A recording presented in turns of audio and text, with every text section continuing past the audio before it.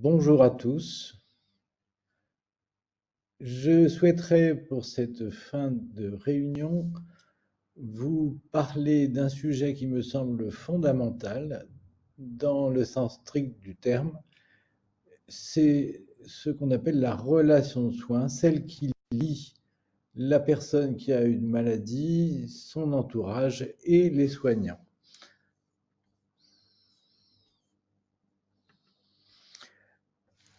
Le problème est de savoir comment on peut accorder la prescription du soignant et l'action du patient.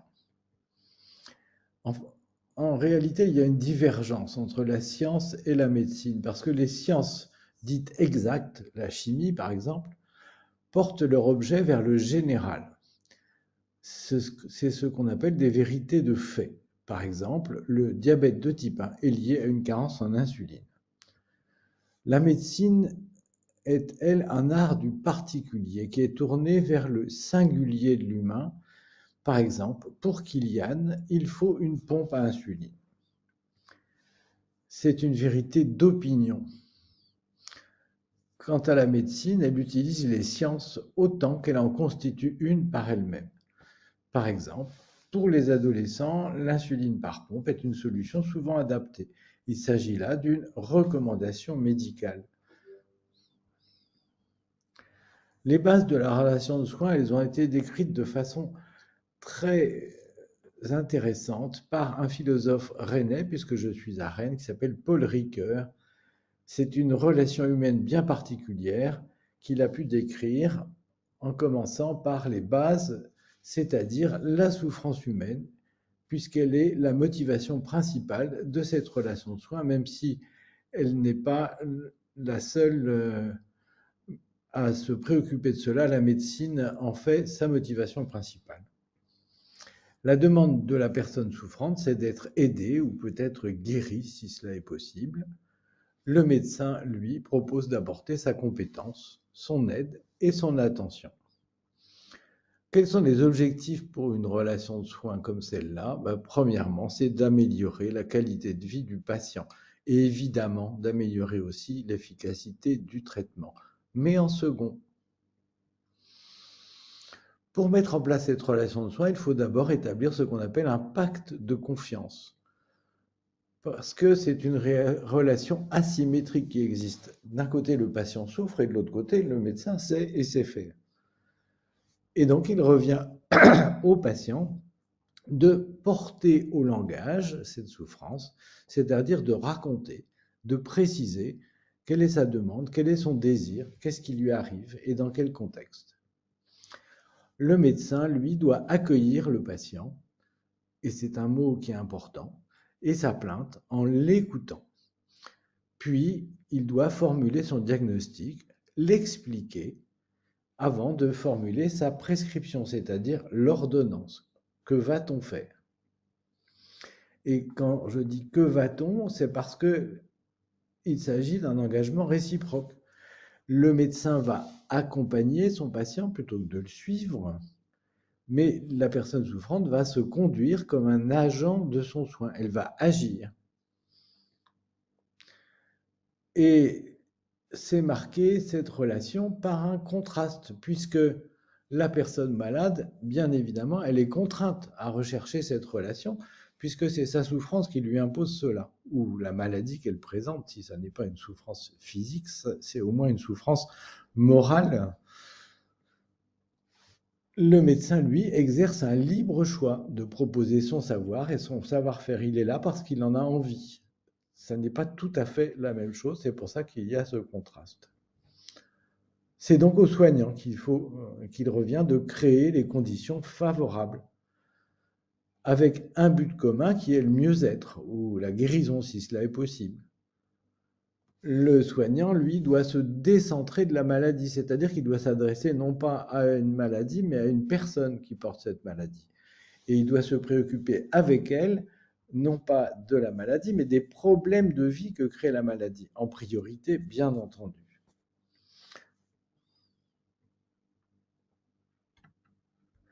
La relation, elle doit être créée par le soignant avec la meilleure qualité possible.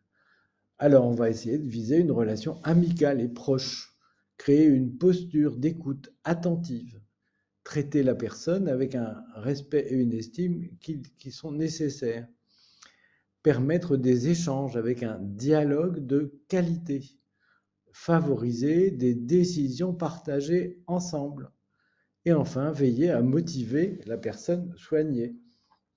Voilà tout le travail du soignant. Mais ces conditions d'établissement de la relation de soins ne sont pas une garantie. Parce que pour Paul Ricoeur, l'humain il est confronté à trois réalités. Il y a ce qu'il veut faire, ce qu'il peut faire et ce qui s'impose à lui. Et à l'évidence, la maladie, c'est une réalité qui s'impose à la personne. La personne doit y consentir. Mais qu'est-ce que consentir? Ça n'est pas céder, c'est vouloir quand même. Voilà ce qu'il nous dit. C'est agir face à ce qui s'impose ou se propose à nous. C'est donc trouver les moyens pour faire avec. Voilà ce que c'est consentir. Mais ça n'est pas une garantie, ces conditions. Pas une garantie que la personne puisse respecter ce qu'on peut appeler sa part du contrat, son engagement à devenir agent du soin, à agir efficacement. C'est tout le problème de ce qu'on appelle l'observance. Et qu'est-ce que c'est que l'observance?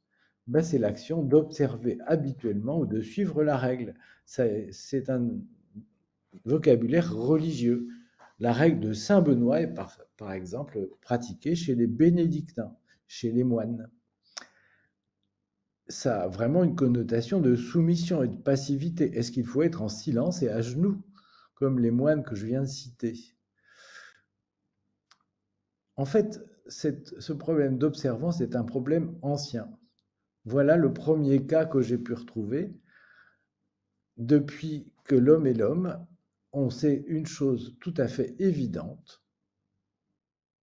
La transgression, ne pas suivre la règle, naît de la présence de la règle. S'il n'y a pas de règle, il n'y a pas de transgression possible. Mais dès que la règle arrive, on peut la transgresser. Alors que disent les philosophes sur le sujet?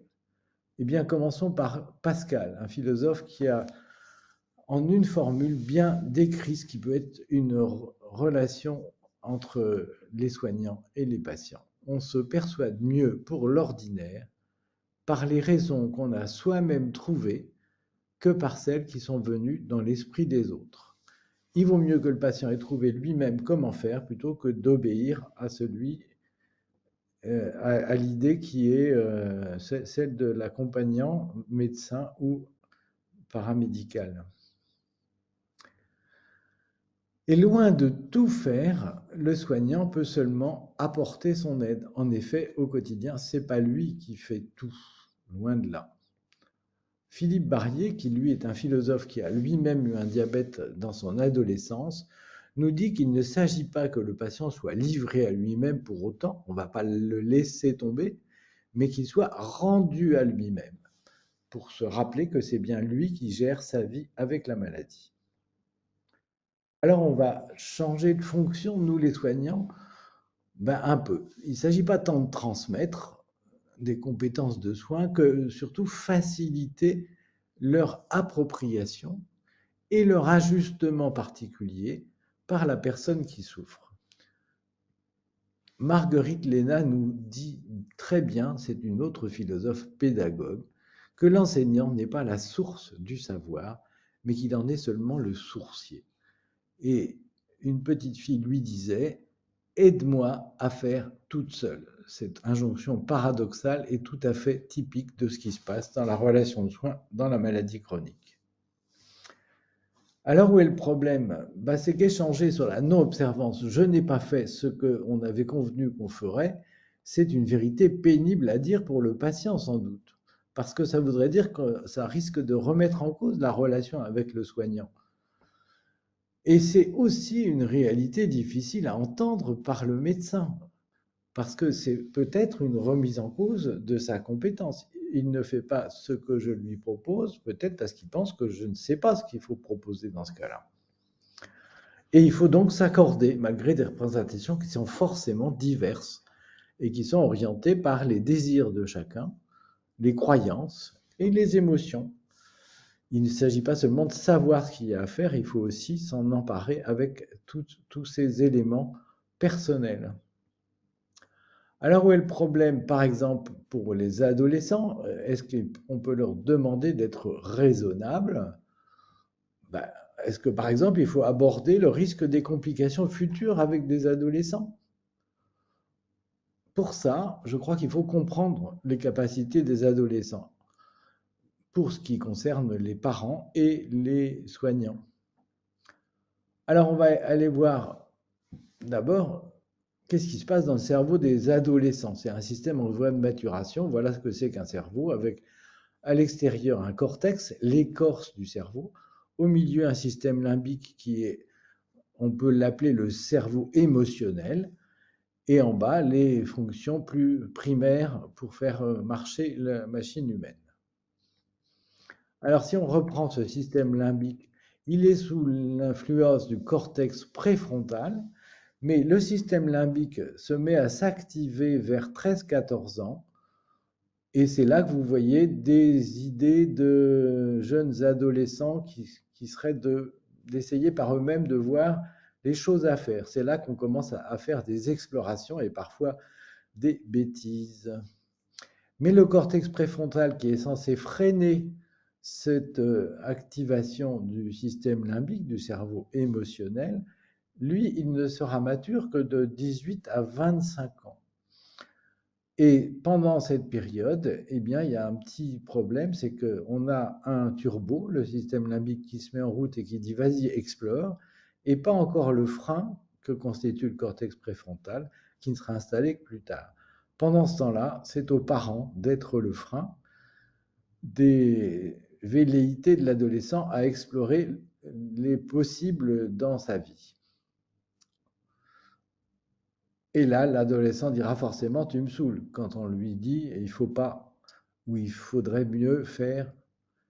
Et pour ce qu'il est appelé le plomb dans la tête, c'est-à-dire la maturation finale du cerveau, les complications du diabète, c'est un petit problème puisque ça survient nettement après l'adolescence.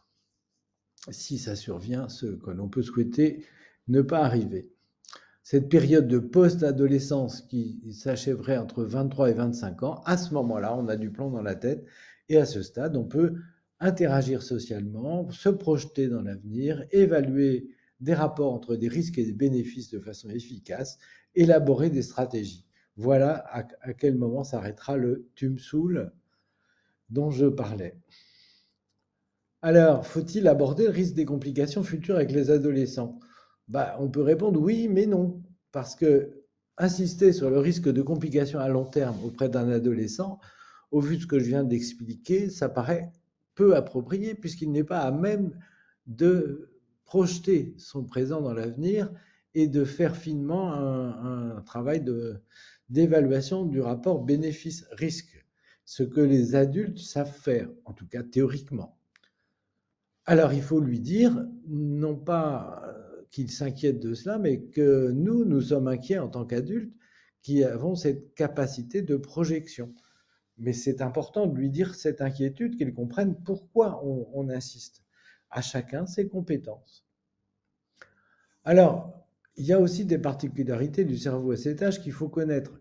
Par exemple, la recherche de la récompense est plus forte que la crainte de la punition. Par exemple, la récompense immédiate est privilégiée sur la récompense plus lointaine. Si vous proposez à un ado 10 euros maintenant ou 100 euros dans 5 ans, il y a peu qui vont prendre 100 euros dans 5 ans. C'est un exemple de Gérard Réac, qui est un médecin qui a longtemps aidé l'AJD.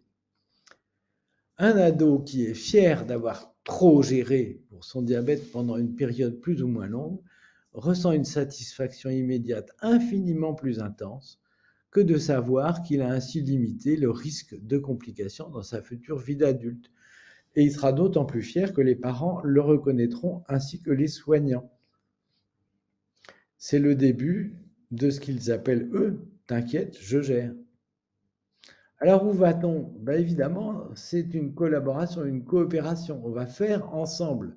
C'est ça qui est souhaitable. C'est un partenariat avec une synergie, c'est-à-dire l'adjonction de plusieurs forces entre plusieurs compétences, mais qui soient reconnues de part et d'autre. Chacun a des compétences à apporter dans ce partenariat. C'est une relation de soins avec un accompagnement par le soignant dans un dialogue continu et des temps d'éducation thérapeutique permettant de préciser des éléments et des conduites. Cela permet la mise en œuvre par la personne des décisions médicales qui vont être partagées entre les soignants, le patient et sa famille. On va ainsi favoriser l'observance, mais cette fois une auto-observance des règles qui sont suivies, mais d'abord choisies par la personne. Et quel est le but? Je rappelle que c'est le plaisir de vivre et que la santé, ça n'est finalement qu'un des moyens de ce but. La satisfaction de se donner les moyens de la santé peut faire partie de ce plaisir de vivre. Le t'inquiète, je gère dont je parlais. La compétence pour la recherche du bonheur de vivre n'est pas celle des soignants, bien évidemment, mais celle de la personne elle-même et de son entourage. C'est ce qu'un charmant Kilian avait appelé la kilianologie.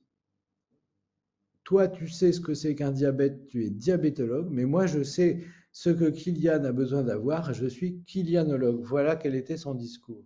Et je pense qu'il faut vraiment le suivre et se rappeler de cette compétence très spécifique que ne possèdent pas les soignants.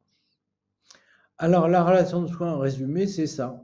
C'est un expert, le médecin, le soignant, en bas, qui assure avec sa corde pour être sûr d'aider la personne à éviter tous les problèmes inquiétants et qui conseille sur la façon de s'y prendre ici pour monter sur le rocher.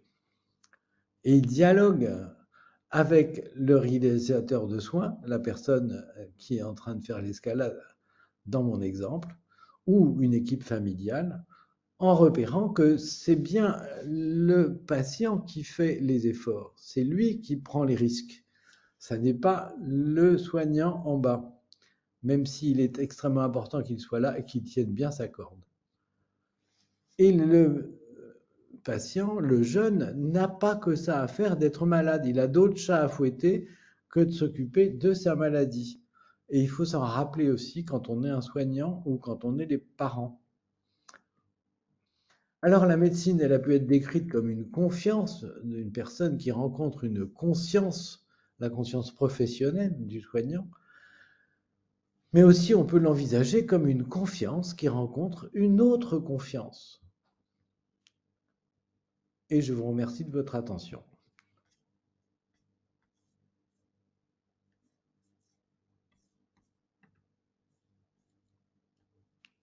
À tout de suite pour échanger avec vous.